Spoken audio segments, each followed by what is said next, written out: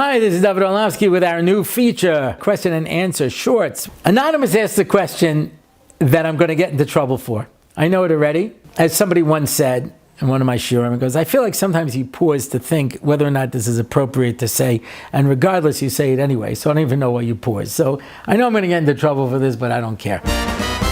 Anonymous asks, I want to get the Rav's thoughts on a popular trend currently in vogue in frum circles known as the cake smash photo shoot.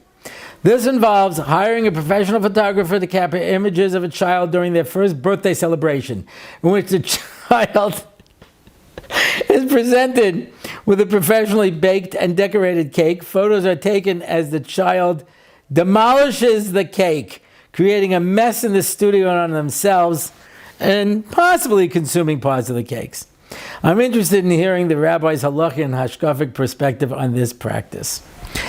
I mentioned already it's going to get me into trouble because some of my own children do this with their children. Ani lo ba'ad.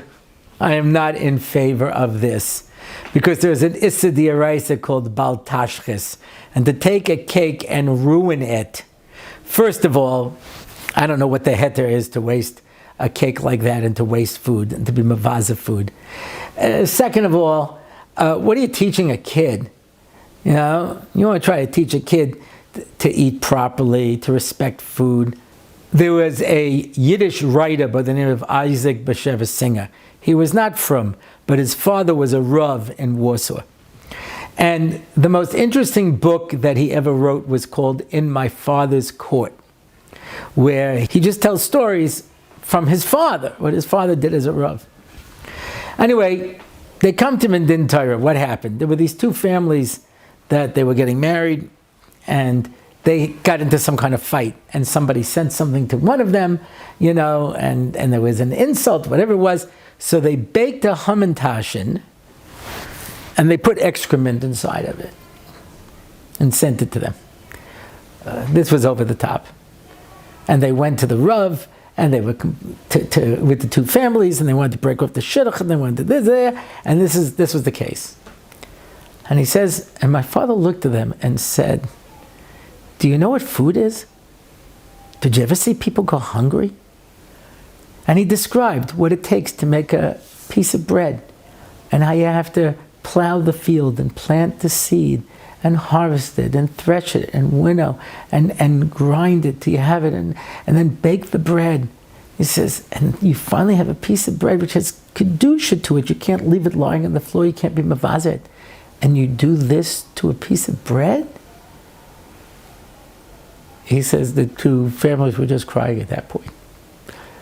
What's happened to us that we have such disrespect for food? The Gemara says, if you respect food, bread, you won't come to Aeneas. And the Gemara tells a story that the Malach was supposed to put a gezerah of Aeneas on this guy, but he was always very careful to not let any of his crumbs get destroyed or fall down on the ground. He took care of everything. So he saw one day he was going like on a picnic. He says, now I'll get him. And he was hovering over this guy. And after he finished, he walked all around the area, picking up every breadcrumb. He comes back to Kodesh Baruch Hu and says, I can't touch this guy. So when we show disrespect for food, from a chinuchi point of view, it's not good. And certainly from a religious point of view, it's not good. So yeah, I'm coming out on the negative side of this. This is David Orlofsky with question and answer shorts.